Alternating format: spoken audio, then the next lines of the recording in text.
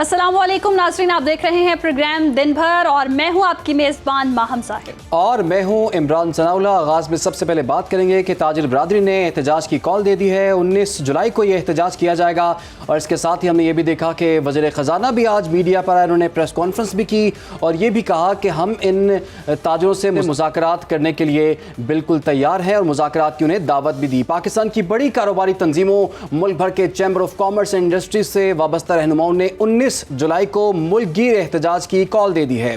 हुकूमत से ऐसे टैक्स से मुतालिक कवानीन को मुअत्तल करने का मुतालिबा किया गया है जिनके तहत टैक्स दहिंदगान को धोखाधड़ी के इल्जामात पर गिरफ्तार किया जा सकता है। ताजिर तंजीमों ने 2 लाख रुपए से जायद नक़द कारोबारी लेन देन पर जुर्माने की शिक को भी मुअत्तल करने का मुतालिबा किया है और उनका ये भी कहना है कि अगर मुतालिबात न माने गए तो 19 जुलाई से एहतजाजी तहरीक शुरू करेंगे। और मुल्क भर की chamber of commerce and industry ने FBR के नए कवानीन खास तौर पर सेक्शन 37A और 37B को नाकाबिल कबूल और मुस्तरद करने का मुतालिबा भी किया है और FBR के इजाफी इख्तियारात बारे वज़ीर ख़जाना मोहम्मद औरंगज़ेब ने वाज़े किया है कि ये इख्तियारात इनकम टैक्स के बजाय टैक्स फ्रॉड से मुताल्लिक हैं। उन्होंने मज़ीद क्या कहा, ये देख लेते हैं। हम local investors and foreign investors दोनों को साथ लेकर चलें। सैलरी क्लास की बात होती है तो जो कुछ हमारे से हो सका, फिस्कल स्पेस मिल सकी तो उसमें जो टैक्स की जो कुछ रियायत दे सके हमने दी। ज़्यादातर तो सैलरी क्लास वो है ना जिनकी सैलरी जो है, तनख्वाह जो है उनके अकाउंट में गिरती है, वो डिडक्ट हो जाती है। हमने जो simplified salary class tax form हमने अब FBR की वेबसाइट पे पब्लिश कर दिया है। तो मोहम्मद औरंगज़ेब की गुफ्तगू आपने मुलाहिज़ा की, इसका क्या इफ़ेक्ट है और ताजरों के क्या मुतालिबात हैं, बात करेंगे। मैं ज्वाइन कर लिया है चेयरमैन ऑल कराची ताजिर इत्तेहाद एसोसिएशन अतीक मीर साहब ने। अतीक मीर साहब, आपके वक्त का बहुत शुक्रिया। हुकूमत का तो ये दावा रहा है कि हम तो बड़ी कारोबार दोस्त हुकूमत हैं और हमने बेहतरीन बजट दिया है और ये भी उन्होंने कहा कि तमाम स्टेक होल्डर्स को हमने टेबल पे बिठा के ये सारे मामला जो हैं वो तय किए हैं। तो फिर क्या मसला बन गया जिसमें आपको एहतजाज की कॉल देनी पड़ी? अब देखिए, मुझे इस बात पे हैरत होती है कि जो हुकूमती फैसले स्टेक होल्डर्स के बगैर सामने आ रहे हैं वो ना सिर्फ मुतनाज़े हैं बल्कि इश्तियाल बढ़ता चला जा रहा है। अभी तो बजट पूरी तरह लोगों की समझ में आया नहीं है। बजट एक ऐसे फूलों के टोकरे की तरह है जिसके नीचे खार ही खार है। वो सेक्शन 37A और 37B की तर्ज पर जो ये चीजें खुल रही हैं, जो ये बैंकों में कैश डिपॉजिट के मामलात और उस पर भारी टैक्सों की कटौती या दीगर मामलात ये सामने आ रहे हैं, आप देखें पूरा मुल्क एक इंतशार का शिकार हो गया है। यानी ताजरों की बात छोड़ें, आम आदमी भी अब बैंकों से कारोबार कर नहीं सकता और आम आदमी के जो कारोबार है वो नकद लेन देन के हैं। तो मैं ये देख रहा हूं कि एक साथ हुकूमत ने FBR को तबाह कर दिया, टैक्स कल्चर को तबाह कर दिया, बैंकिंग सेक्टर पर एक शब खून मार दिया, सरमायाकारों को हिरासा कर दिया, नई सनतों का जो मामला था वो रुक गया, ताजिरों में बहुत ज्यादा एक खौफ व हिरास। देखिए, हर हुकूमत ने एक बात तस्लीम की है कि FBR में करप्शन की भरमार है। जब एक इदारे में आप खुद, यानी हम जो कहते हैं उसको तो अलग छोड़े, हुकूमत खुद मानती है कि FBR में करप्शन की रोकथाम की और काली भेड़ों के खात्मे की अशद जरूरत है, तो उसके बावजूद आप इस तरह के कवानीन बनाते हैं कि जिसमें उस करप्शन के तहत हुकूमती खजाने में कुछ भी नहीं आएगा बल्कि इस करप्ट माफिया के हाथ में ये रकम जाएगी। तो ये पॉलिसी बना रहा है कौन? इस पर मैं समझता हूं कि मुस्तकबिल के बारे में। तो अतीक साहब, आप कैसी पॉलिसी चाहते हैं? क्योंकि हुकूमतें आती हैं, ताजरों से मुज़ाकरात की बात करती हैं, लेकिन ताजरों के मामलात तो जो हैं वो जूं के तूं रहते हैं। ऐसे क्या मुतालिबात हैं जो हुकूमत इस हवाले से कोई पॉलिसी नहीं बना पाती कि इनके मसाइल को हल किया जाए? देखिए, ये तो आज की बात है। हम बजट से पहले कहा था कि मुल्क में जो मैशत की सूरत हाल है, देखिए ये हुकूमत खुद भी मानती है कि ये 2% से भी GDP कम है। जिस मुल्क में तिजारत और सनत की मैशत की ग्रोथ ही ना हो, तो फिर वो बड़े बड़े ख्वाब देखना, जिसमें वजीर खजाना की आज की भी तकरीर में देखें, वो ख्वाबों का एक सफर है जिसकी कोई हकीकत, कोई ताबीर नहीं है।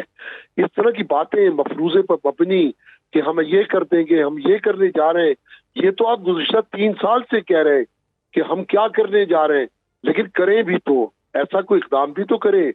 देखिए, मुल्क में इस वक्त अगर अमलन देखें, हुकूमती बातें एक तरफ छोड़ दें, मुआशी एमरजेंसी नाफिज है गैर एलानिया तौर पर, इसलिए अगर मुल्क को मजीद कर्जों से बचाना है, तरक्की की जानिब लेकर जाना है, तो ये वक्त है कि मुल्क भर में स्टेक होल्डर्स को बिठा के आप अपनी पॉलिसीज के नकाइज को दूर करें। ये चैम्बर्स ऑफ एडिशन या ताजरों के जितने भी फोरम हैं, ये बड़े मौसर साबित हो सकते हैं। मुकामी मैशत दानों की इस आपने तो तजावीज हासिल की ही नहीं, वो तो घर बैठे हैं। अब सिर्फ IMF के अहकामात को मद्देनजर रखना, उनके मफादात पे काम करना, उन्हीं की कहने पे इक़दामात करना, ये मुल्क को तबाह कर देगा। लेकिन मीर साहब, बात यह है कि जो FBR को मजीद इख्तियारात अब मिलने वाली जो बात है उसमें यह कि जो लोग टैक्स फ्रॉड में मुलव्वस हैं, जो या वो कारोबारी शख्सियात या वो इदारे जो कि टैक्स फ्रॉड में मुलव्वस हैं, उनके खिलाफ कार्रवाई हो सकेगी। और 5 करोड़ से जायद का अगर ये मामला होगा तो उस पर गिरफ्तारी जो है वो उससे हो सकती है, और उससे कम पे गिरफ्तारी नहीं होगी। तो अगर उनके खिलाफ कार्रवाई हो रही है तो इसमें प्रॉब्लम क्या है ताजरों को? देखिए, प्रॉब्लम ये है कि माजी में हमने देखा कि अपने मुफाद के लिए, अपने फायदे के लिए बहुत रास्ते हैं। जब आप उन्हें हाथ पकड़ने की इजाजत देंगे तो गर्दन तो वो खुद दबोच लेंगे। हम ये कहते हैं कि इस वक्त सूरत हाल पूरी मैशत की अबतर तरीन है। आप कम अज कम मुआशी सूरत हाल को सामने रखते हुए, जिसमें कि अभी ताजरों का एतमाद दिन ब दिन मुतज़लज़ल हो रहा है, आप उनके एतमाद हासिल करने के लिए, रिवेन्यू बढ़ाने के लिए, ज्यादा से ज्यादा फाइलर्स बनाने के लिए, आप कम अज कम लोगों को खौफ व हिरास के माहौल से बाहर निकालें। अगर आपने थ्रेटनिंग का माहौल बनाया तो कौन फाइलर बनेगा? अभी देखिए कैसा बजट है जिसमें फाइलर, आपने नॉन फाइलर के साथ तो सख्तियां कर ही रहे थे, आपने फाइलर को भी उसी सफ पे खड़ा कर दिया। क्या जरूरत थी आपने ये कैश का एक आपने मामला खड़ा कर दिया? 0.3% फाइलर भी बैंक में देगा जी। तो ये सारी चीजें अब चोरों का रास्ता तो आप बंद कर नहीं सके। सही। जो लोग फाइलर हैं, चोरों का रास्ता बंद नहीं कर सके और फाइलर और नॉन फाइलर को एक ही समत में लाकर खड़ा कर दिया। यकीनन चाहिए इस हवाले से पॉलिसीज बनाएं और ताजरों के मसाइल जो हैं वो हल किए जाएं। अतीक मीर साहब हमारे साथ मौजूद थे, आपके वक्त का बहुत शुक्रिया। और हुकूमत की पॉलिसीज जो हैं, हुकूमत ने एक बार फिर से तो मुज़ाकरात का कह दिया, अब देखना ये है कि ताजरों के साथ मुज़ाकरात कामयाब हो पाते हैं या नहीं हो पाते। आगे बढ़ते हैं जी। चीनी माफिया शुगर मिल्स मालिकान का गठजोड़ बेनकाब हो गया है।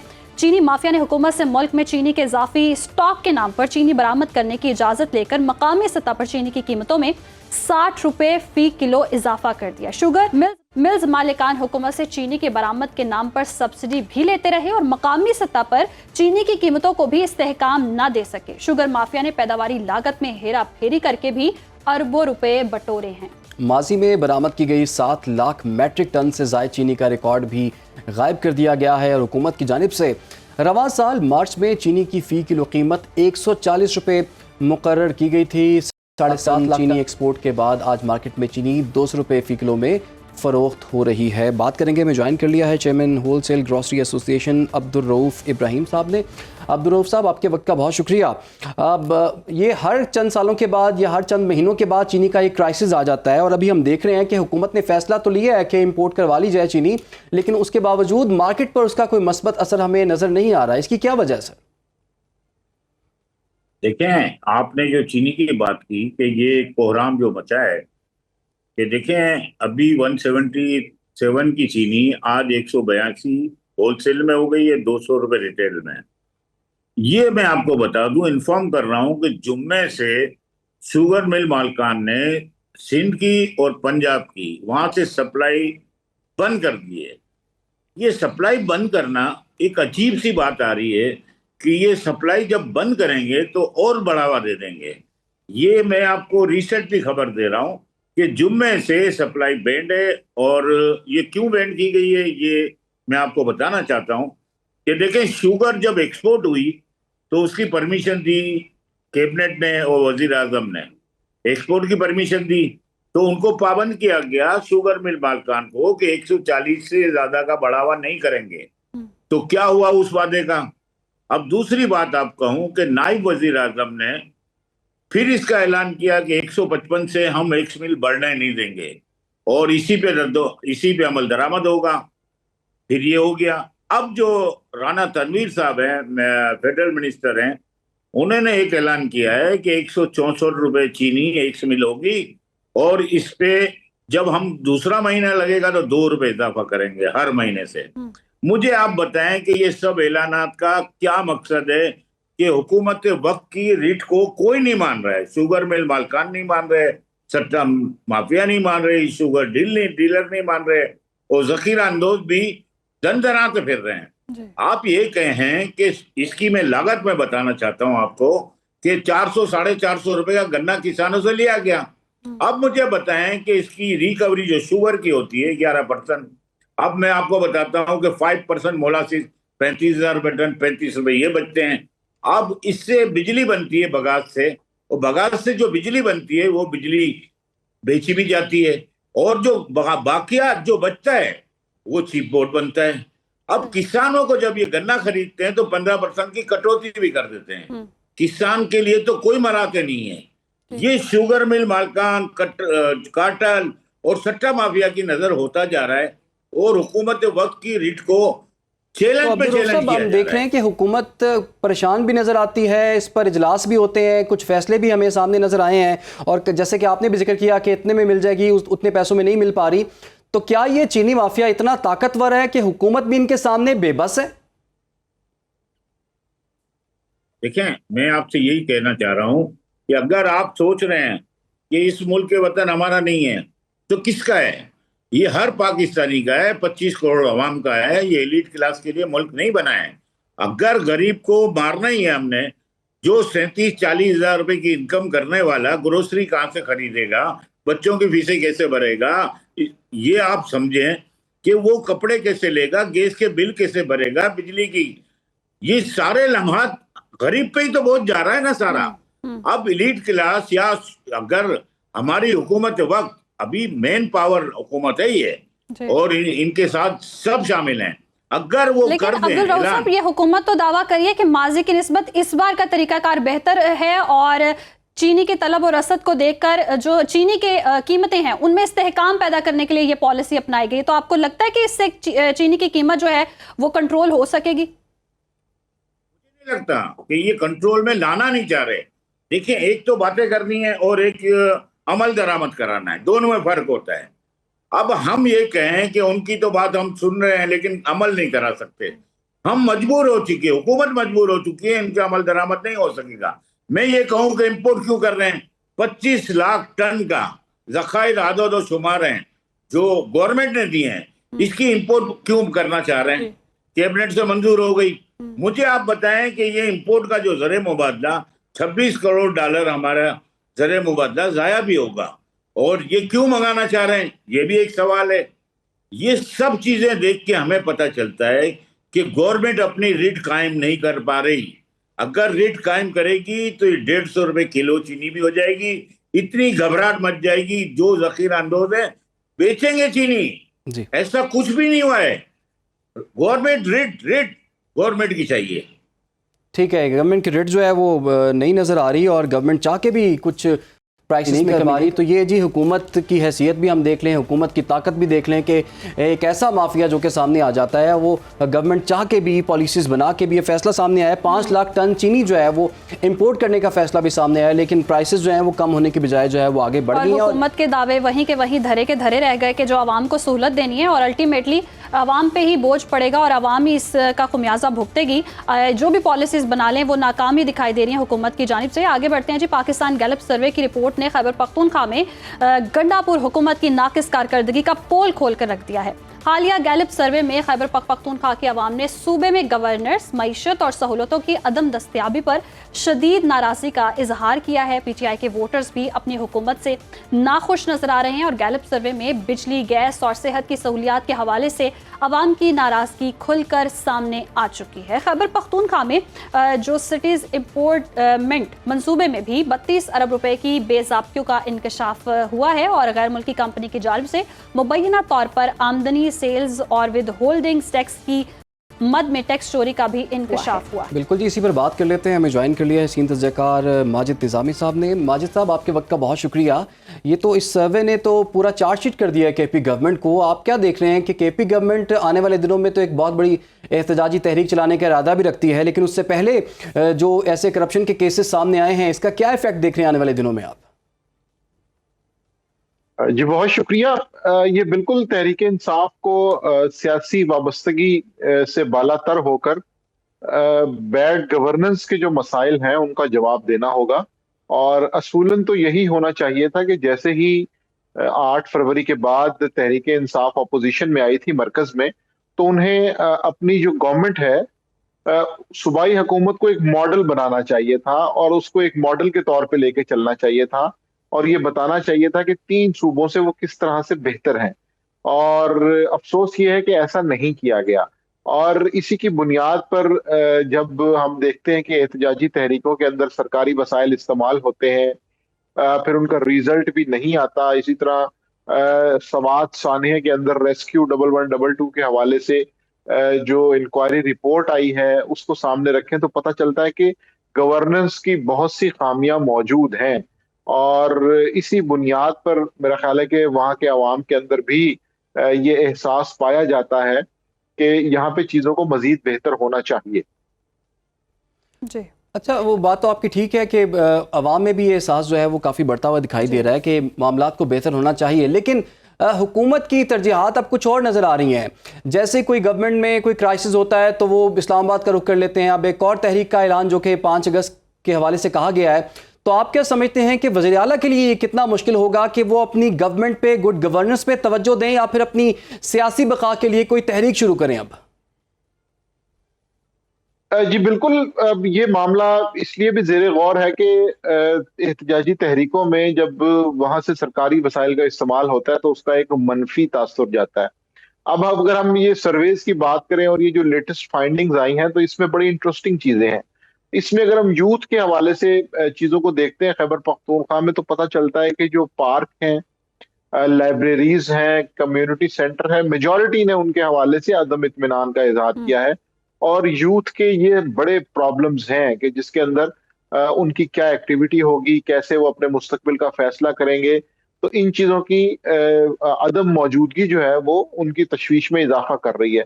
اسی طرح بڑا انٹرسٹنگ پوائنٹ یہ ہے کہ کچھ ایسے پرسنٹیج میں لوگ ہیں جو میجورٹی میں ہیں، 50% سے پلس ہیں، جو یہ سمجھتے ہیں کہ فنڈز کا غلط استعمال بھی ہوا ہے اور فنڈز کا غلط استعمال کیا جا رہا ہے۔ اس کے ساتھ ساتھ ایک بڑا نمبر یہ بھی سمجھتا ہے کہ جتنے بھی میگا پروجیکٹس ہیں ان میں کرپشن کی تحقیقات ہونی چاہیے۔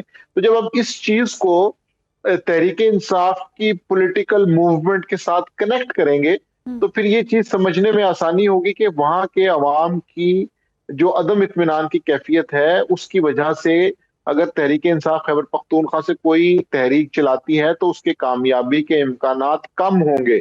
ماجد صاحب، تحریک کی کامیابی کے امکانات تو کم دکھائی دے رہے ہیں۔ دوسری جانب آپ نے جیسے کہ بتایا کہ کتنے منصوبے ہیں جن میں بے ضابطگیاں بھی کی گئی ہیں اور ان پر کرپشن کے بھی الزامات لگائے جا رہے ہیں۔ آپ کو لگتا ہے اس ساری صورتحال کے بعد اب علی امین گنڈا پور کی جو کرسی ہے وہ خطرے میں ہے؟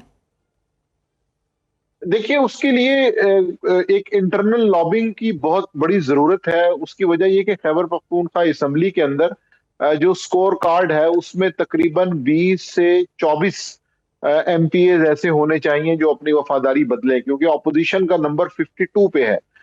52 سے انہیں 72 تک جانے کے لیے، 73 تک جانے کے لیے ایک فارورڈ بلاک بنانا ہوگا۔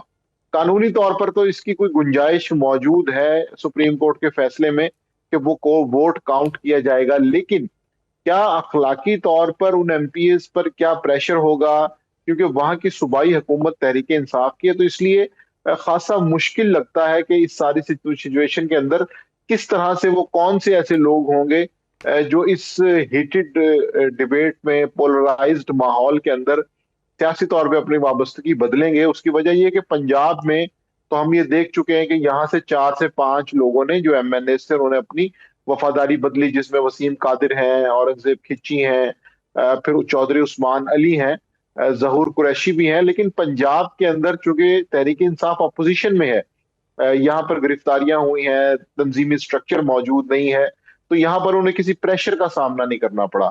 خیبر پختونخوا کا مسئلہ یہ ہے کہ اگر وہاں پر کوئی فارورڈ بلاک بنتا ہے تو ڈیفینیٹلی ان کو ایک اخلاقی دباؤ کا سامنا کرنا پڑے گا, معاشرے کے اندر سے انہیں ایک مزاحمت ملے گی. تو اس لیے اس ورکنگ میں یا اس منصوبے میں ابھی کافی اگر مگر موجود ہیں جن کی بنیاد پہ یہ نہیں کہا جا سکتا کہ جی فوری خیبر پختونخوا میں کوئی تبدیلی ایکسپیکٹ کی جا سکتی ہے. ٹھیک ہے, بہت بہت شکریہ آپ کا ماجد نظامی ہمارے ساتھ موجود تھے. خیبر پختونخوا حکومت کے لیے یہ کافی چیلنجنگ ہوگا کہ ایک طرف اتنے بڑے بڑے الزامات لگ رہے ہیں, دوسرا سیاسی بقا کی جنگ بھی وہ لڑ رہے ہیں. پروگرام کا سلسلہ آگے بڑھائیں گے. غزہ میں اسرائیلی صہیونی فورسز کی جارحیت سے بے یار و مددگار فلسطینیوں کی نسل کشی جاری ہے. گزشتہ روز جنگ کے 647ویں روز بھی اسرائیلی صہیونی فورسز کے بمباری سے مزید 70 فلسطینی اپنی جانیں گنوا بیٹھے ہیں. اور ان میں سے مرنے والے 10 افراد وہ تھے جو پانی کی تقسیم کے مقام کے قریب مارے گئے ہیں. اور دوسری طرف اقوام متحدہ نے بھی غزہ میں مئی سے لے کر اب تک خوراک کے متلاشی اور منتظر معصوم فلسطینیوں کی بڑی تعداد میں شہادتوں کا انکشاف کیا ہے. بات کریں گے, اس وقت میں جوائن کر لیا ہے ماہر بین الاقوامی امور ڈاکٹر شازیہ چیمہ صاحبہ نے. ڈاکٹر صاحبہ آپ کے وقت کا بہت شکریہ. ڈاکٹر صاحبہ, پوری دنیا میں ایسا نہیں ہوتا ہوگا کہ لوگ خوراک کے لیے لائن میں لگے ہوں, ان پہ اٹیک کر دیا جائے, پانی کے حصول کے لیے لائن میں لگے ہوں, امداد کے حصول کے لیے لائن میں لگے ہوں, ان پہ اٹیک کر دیا جائے. جنگ کے بھی کچھ ضابطے ہوتے ہیں, کچھ اخلاقیات ہوتی ہیں. تو کوئی دنیا کی ایسی پاور ہے یا ایسا فورم ہے جو کہ اسرائیل کو ایسے اندھوناک واقعات سے روک سکے؟ دیکھیں, آپ دنیا میں کیا ہماری تاریخ میں ایسا واقعہ نہیں ملتا کہ پانی اور کھانے کے لیے جو ہے آپ لوگوں کو بیٹ کے لیے بلائیں, آپ وہاں پہ گھات لگا کے بیٹھ جائیں اور پھر وہاں پہ ان کا میساکار کر دیں. یہ سلسلہ جو ہے یہ یونائٹڈ نیشن, آپ کو پتا ہوگا کہ یونائٹڈ نیشن ریلیف ایجنسی ہے فار پیلسٹینین, جو بنائی ہی پیلسٹینین کے لیے گئی تھی, UNRWA. اس کو اسرائیلی جو سیٹلرز ہیں, جو ان کی وہاں پہ ایک رجیم ہے, نیتنیاہو کی گورنمنٹ, انہوں نے وہاں سے اس کو ٹیررسٹ آرگنائزیشن ڈکلیئر کر کے وہاں سے نکال دیا. اب وہ ثابت ہو سکی یا نہیں ہو سکی, پر اپنے میڈیا میں یہ کہتے رہے کہ UNRWA جو ہے وہ وہاں پہ حماس کا ساتھ دے رہی ہے, اور ہیومینٹیرین جو ایک نیوٹرل باڈی تھی اس کو یہ وہاں سے باہر نکال چکے ہیں. اور اب انہوں نے اپنے بہاف پہ غزہ جو ریلیف فنڈ ایک آرگنائزیشن بنائی ہے, جو کہ ان کا اپنا ہی موساد کا ایک فرنٹ ہے, جس میں یہ ایڈ کے نام پر غزہ میں انٹر ہوتے ہیں. تو وہاں پہ کوئی مرد یا کوئی بڑا جو ہے وہ تو اس خوف سے ہی قریب نہیں جاتا کہ ہمیں حماس سمجھ کے ویسے ہی مار دیا جائے گا. تو وہاں پہ پانی کی تلاش میں اور ایک لقمہ کھانے کی تلاش میں وہاں پہ بچے, عورتیں اور بوڑھی عورتیں وہاں پہ اکٹھی ہو جاتی ہیں. اور پہلے تو وہاں رش ہی اتنا لگ جاتا ہے, چھوٹے چھوٹے بلکتے ہوئے بچے. آپ اندازہ لگائیں کہ مڈل ایسٹ کی گرمی اور یہ جولائی کا مہینہ, اور پانی کی ایک ایک بوند کے لیے جب وہ وہاں اکٹھے ہوتے ہیں تو وہاں پہ جو ہے ان پہ باقاعدہ جو ہے وہ ٹینک سے گولہ باری کی گئی ہے. وہ ویڈیو بھی سامنے آ گئی ہیں, ان پہ پوائنٹ بلینک ان پہ گولیاں چلائی جاتی ہیں, اور بعد میں انٹرنیشنل میڈیا پہ کہا جاتا ہے کہ یہ تھریٹ تھے. اب وہ نہتے لوگ کس قسم کا تھریٹ جو ہے وہ پیش کر سکتے ہیں؟ اب کل جو پانی کا انسیڈنٹ ہوا ہے جہاں پہ 40 لوگ جو ہیں وہ وہاں پہ مارے گئے ہیں پانی ڈھونڈتے ہوئے, اس کو اسرائیل نے کہا ہے کہ جی یہ ٹیکنیکل ایشو تھا, کوئی ٹیکنیکل ایرر آ گیا تھا. تو اب تو ایسا لگتا ہے کہ جیسے یا تو ہم بھی نم ہو جائیں گے یا پوری دنیا جو ہے وہ بے بس ہو کر بالکل زومبی بن گئی ہے, نہ کوئی کسی سے بات کرنے والا ہے, نہ کوئی سننے والا ہے. اور یہ سلسلہ ایسے ہی چلتا جائے گا کہ بے بسی کا یہ عالم ہے کہ ہم اور آپ ہم بات کرتے رہتے ہیں, لیکن ہمیں بھی پتا ہے کہ ہم کتنے بے بس ہیں, ہم کیا کر سکتے ہیں. بالکل ڈاکٹر صاحب, آپ نے بالکل ٹھیک کہا. یہاں وقت ہوا ایک بریک کا. ہمارے ساتھ رہیے گا. ہر وقت باخبر رہنا وقت کا تقاضا ہے, بر وقت باخبر رکھنا ہمارا فریضہ ہے. ابھی سنو نیوز کے YouTube چینل کو کریں سبسکرائب, بیل آئیکن پہ کریں کلک, اور ملکی اور غیر ملکی خبروں سے رہیں باخبر یقین کے ساتھ.